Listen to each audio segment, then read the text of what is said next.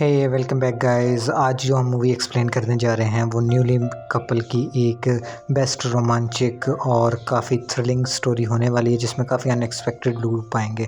तो कहानी की शुरुआत में हमें एक ऐसा जजीरा दिखाया जाता है जो कि काफ़ी सुनसान होता है और एक रेड स्टार टाइप कुछ आसमान से गिर रहा होता है जिसके बारे में हमें कोई इन्फॉर्मेशन नहीं दी जाती। उसके बाद हमें दिखाया जाता है एक जंगल का सीन जहाँ पर एक जो होता है वो हिरन खड़ा हुआ होता है जिसका एक सींग कटा होता है जो कि काफ़ी ज़्यादा हॉरिबल लग रहा होता है।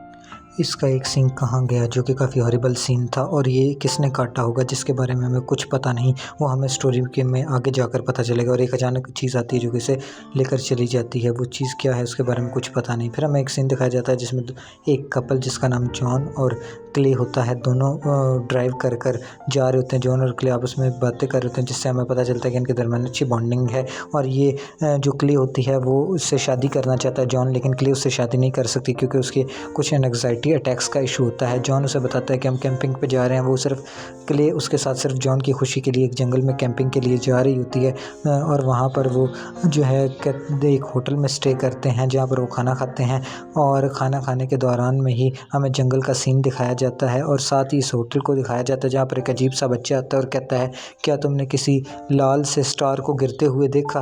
तो सब लोग हैरान होते हैं और ये समझते हैं कि बच्चा मजाक कर रहा है, लेकिन बच्चे के एक्सप्रेशन से ऐसा कुछ भी नहीं लग रहा होता कि ये मजाक कर रहा है। वो बार बार पूछता है क्या तुमने किसी रेड स्टार को देखा। तो जॉन और क्ले आपस में बातें करने लग जाते हैं और उसकी बातों की तरफ ज़रा ध्यान नहीं देते, लेकिन कुछ वो हो सकता है इस रेड स्टार के बारे में बात करो जो हमें मूवी के शुरू में गिरता हुआ दिखाई दिया था।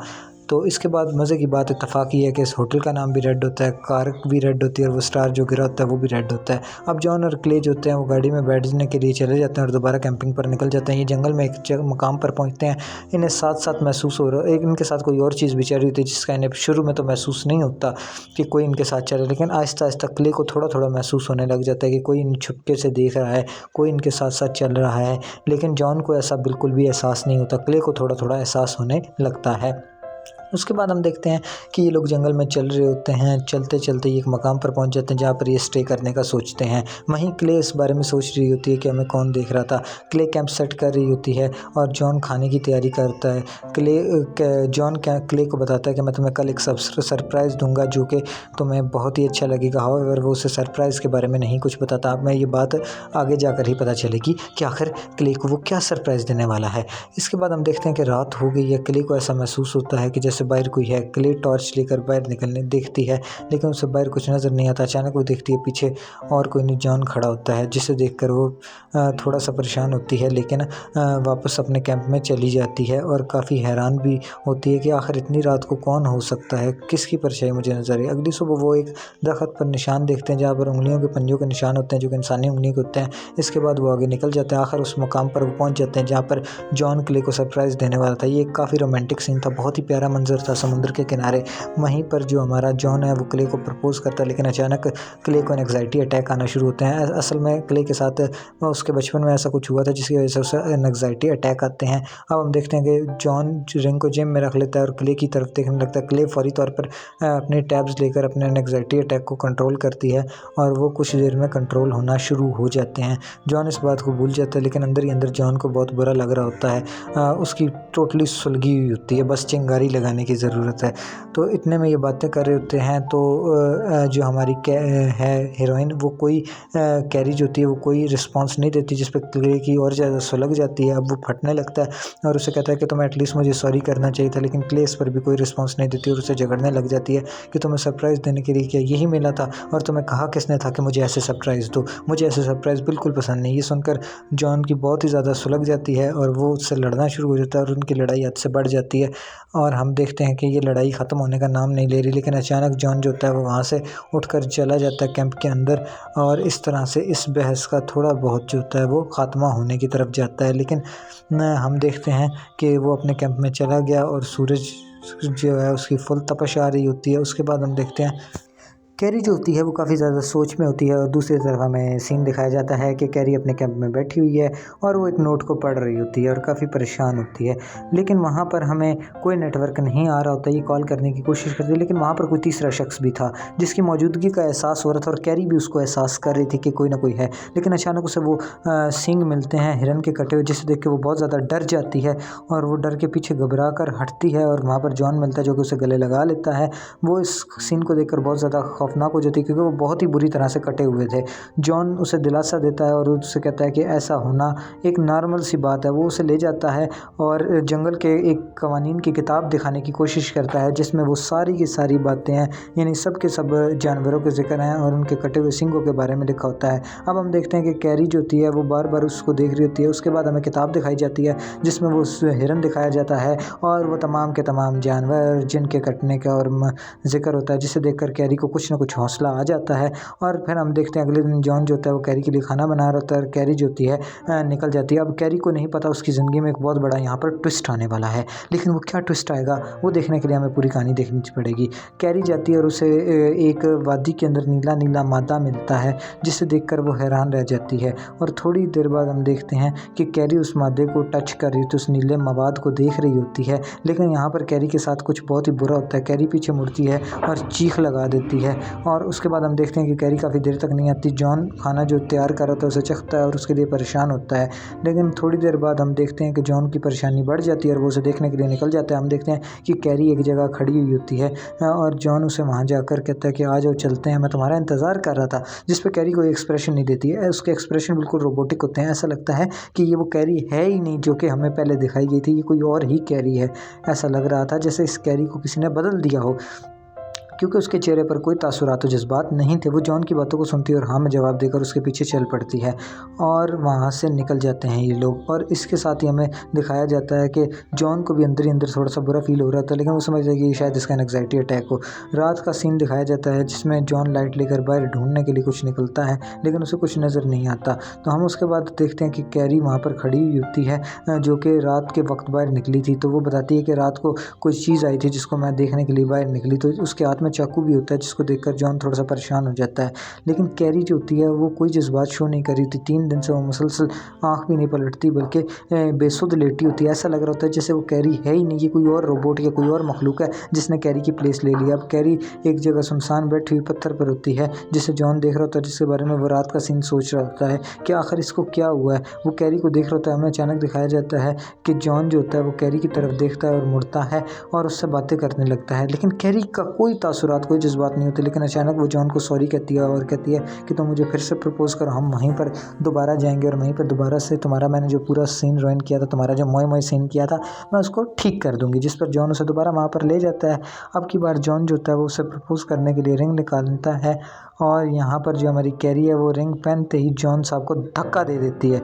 यार ये क्या हुआ, ये तो बड़ी गड़बड़ होगी। रिंग पहनाते ही परलोक पधार गए और इसी के साथ जॉन जो होता है वो गिर जाता है और कैरी वहाँ से भाग जाती है। भागती भागती वो जंगल में आती है और वहाँ पर उसका पाँव मुड़ जाता है जिसकी वजह से वो बेहोश होकर गिर जाती है। इतने में हमें एक दिखाया जाता है कि 2 लोग, एक नया कपल जो यहाँ पर कैंपिंग के लिए आया हुआ होता है, वो इसको देख लेता है और इससे पूछता है कि तुम कौन हो। जिस पर कैरी कहती है कि मुझे कुछ याद नहीं, मैं कौन हूँ, कहाँ से आई हूँ। वो इसे कुछ खाने के लिए देते हैं और पीने के लिए, जिससे थोड़ा सा कैरी होश में आती है। इसके बाद ये पुलिस को कॉल करने के लिए ट्राई करते हैं, मगर जंगल में भाई नेटवर्क कहाँ से आया। कैरी ने भी तो अपनी ने इतनी कोशिश की थी कॉल करने की, लेकिन कॉल नहीं हो पाई थी। इसी तरह ये दोनों मैरिड कपल बात कर रहे होते हैं और इतने में हम देखते हैं कि कैरी भी वहाँ पर आ जाती है जिससे ये सेपरेट होकर बात कर रहे थे। अब ये कैरी से बात करने लग जाते हैं और कैरी से पूछताछ करते हैं, लेकिन कैरी कोई जवाब नहीं देती। जिस पर हमें दिखाया जाता है कि कैरी से ये अलग होकर आपस में बातचीत करने लगते हैं। आखिर से क्या हुआ, ये ऐसे गुमसुद कैसे है। कैरी के हाथ में चाकू होता है और वो पकड़ कर खड़ी होती है कि अचानक पीछे से कोई आता है। ये कौन, ये तो अपना जॉन है, इसे कुछ भी नहीं हुआ, ये तो पहाड़ी से गिर गया था। अरे यही तो असल ट्विस्ट है इस कहानी का। असल में यहाँ हमें पता चलेगा कि जॉन बच कैसे गया। तो जॉन जो है वो एक एलियन है जिसका हाथ काट दिया जाता है, लेकिन जॉन के पास एलियन पावर होती हैं, वो अपने नाखूनों से जो होता है वो तीर निकाल कर उसका हाथ काट देता है। जॉन दरअसल ये जॉन है ही नहीं, ये एक एलियन है। दरअसल उस रात कैरी के साथ कुछ नहीं हुआ था बल्कि जॉन के साथ हुआ था। अब ये इन दोनों कपल को मारने लगता है, उसके बाद कैरी को भी मारने के लिए आ जाता है, लेकिन चूँकि इस एलियन ने जॉन को एब्जॉर्ब किया होता है। ये अब हमें उस नीली पहाड़ी का सीन दिखाया जाता है जहाँ पर वो देखती है कि जॉन की लाश पड़ी होती है, जहाँ से वो समझ जाती है जॉन तो कब का मर चुका, ये तो कोई और ही है जो जॉन के रूप में आया हुआ है, क्योंकि वहाँ पर जॉन की लाश पड़ी हुई थी। इस एलियन ने जॉन को एब्जॉर्ब कर लिया था। इस एलियन का नाम क्लार्क होता है, जो कि लोगों की बॉडी को एब्जॉर्ब कर लेता है और उसके बाद क्या करता है, जिस भी ग्रह पर जाता है वहाँ के मवाद को देखता है, फिर अपने दोस्तों को भी वहाँ पर बुला लेता है। इसने जॉन की बॉडी को एब्जॉर्ब कर लिया था और जॉन की तमाम तर जो है एहसासात, बॉडी फीलिंग्स सब इसके अंदर आ गई थी और इसको देख कर ही क्ले को एंग्जाइटी अटैक आ गया था, जिसके बाद वो इतनी गुमसुम थी। अब हम देखते हैं कि जॉन इसको मारने लगता है, लेकिन वो मार नहीं पाता क्योंकि उसने जॉन की बॉडी को एब्जॉर्ब किया हुआ था, जिसकी वजह से जॉन की फीलिंग भी उसके अंदर आ गई थी, यानी जॉन का प्यार भी क्ले के लिए। क्ले अब जानबूझकर वो बातें करती है जो कि वो जॉन के साथ करती थी, जिससे ये बहुत ही ज़्यादा इमोशनल हो जाता है और उसको मारने की कोशिश करने के बावजूद भी मार नहीं पाता। यहाँ हमारे हीरो यानी जॉन एलियन को पहली बार प्यार का एहसास होता है। यार इसके दिल में प्यार का बल्ब बल जाता है और वो भलब इसे खा जाता है। ये प्यार वो नशा है जो जिसे हुआ उसे मार गया। हम देखते हैं कि जॉन इसे उस दिन हकीकत का पता चल चुका था। अब जॉन कहता है कि तुम मेरे साथ रहो, मैं तुम्हें प्रोटेक्ट करूँगा, तुम्हें मेरे साथ रहना होगा। अब क्ले भी उसके साथ धोखेबाजी वाला सीन स्टार्ट कर देती है और बार बार उसके साथ प्यार मोहब्बत की बातें करती है, जिसकी वजह से जो हमारा जॉन भैया एलियन ठुल्लू है वो और ज़्यादा ठुल होने लग जाता है और प्यार में भाई पिघल जाता है, सख्त लौंडा पिघल गया। अब ये उससे बातें करता है और ख़ुद को गुस्सा दिलाने की कोशिश करता है कि किसी तरह से मैं इसे मार दूं, लेकिन अंदर का जॉन उसे मारने नहीं देता और अंदर ही अंदर वो ख़ुद को बुरा भला भी कह रहा होता है कि वो अपने प्यार को मारने जा रहा है। लेकिन क्ले जो हमारी क्ले है वो बार बार उसको अपने प्यार का एहसास दिला रही थी, जिसके बाद उसका मन बदल जाता है। वो उससे बड़ा खुश होकर मिलता है और वो कहता है कि नहीं, मैं तुम्हें अपने साथ लेकर जाऊंगा। अब अगले दिन हम देखते हैं कि ये लोग आइलैंड पे जाने की ट्राई करते हैं कि वहाँ पर जाकर बातचीत करेंगे। क्ले इसे वहाँ पर ले जाती है और ये दोनों आपस में प्यार मोहब्बत का इजहार करने के लिए वहाँ पर जाते हैं। और क्योंकि अपने नल्लू के साथ ऐसा हो चुका था, ये अब उस वर्दी पर नहीं जाता बल्कि ये अब समुंदर के पास जाता है कि दोबारा से मुझे ना गिरा दिया जाए। लेकिन इसके पास यार बड़ी स्ट्रॉन्ग हीलिंग पावर है, यानी ये खुद को दोबारा से पैदा कर सकता है, इसे जितनी भी चोट लगे। अब ये उसे अपनी स्पेसशिप दिखाता है कि मैं यहाँ से आया हूँ और मैं तुम्हें इसी तरह इसी रास्ते वापस ले जाऊँगा। जिसके बाद हम देखते हैं कि क्ले की नज़र अचानक जो थी ना वो समुंदर की तरफ पड़ती है और समुंदर में उसको क्या नज़र आता है वो तो हमें आगे ही पता चलेगा। वो उसे नज़र आती है एक शार्क। इसके बाद ये क्या करती है, अपने पास रखा हुआ एक चाकू इसके पास मौजूद होता है जो कि ये अपने जॉन एलियन ठल्लू के सीने में खोप देती है, जिससे उसका खून निकलने लगता है। इसके बाद ये उसे पानी में कूद जाती है। जॉन इसको बचाने के लिए इसके पीछे कूदता है, लेकिन शार्क इसके ब्लड की वजह से जो कि इसकी बॉडी से बह रहा होता है उसको सूंघ लेती है और आकर इस पर अटैक कर देती है और इसको कच्चा चबा जाती है। और यहाँ से हम देखते हैं क्ले अपनी जो है वो यहाँ से भाग जाती है, दूर भाग जाती है, जंगल में भागती भागती निकल जाती है कि ये मर गया होगा। क्ले दिल ही दिल में सोच रही होती है और खाना खा रही होती कि दोबारा तो नहीं वो आ जाएगा, और अब वो अपनी एंग्जाइटी अटैक की आखिरी पिल भी ले लेती है बची हुई। और इसी के साथ हम देखते हैं कि जॉन बाहर निकला है और उसने उस मछली को मार दिया और वो बहुत ही जल्दी हील कर रहा है और ख़ुद को ठीक कर लिया है। अब देखते हैं कि जॉन वहाँ पर पहुँच जाता है। यही वो चीज़ थी जो हमें कहानी के शुरू में ये हाथ से दिखाए गए थे। अब वो फिर उसको मारने लगता है, लेकिन उसके दिल में दोबारा से प्यार जाग जाता है। अब वो क्या करता है, क्ले को एब्जॉर्ब करने के लिए ले जाता है और एब्जॉर्ब करना शुरू कर देता है। वो कहता है कि मैं इसे साथ लेकर जाऊँगा। उसके बाद हमें सीन दिखाया जाता है जिसमें वो एक गुफा में होता है और उसको एब्जॉर्ब कर रहा होता है और आहिस्ता आहिस्ता उस जैसा बनने की कोशिश कर रहा होता है।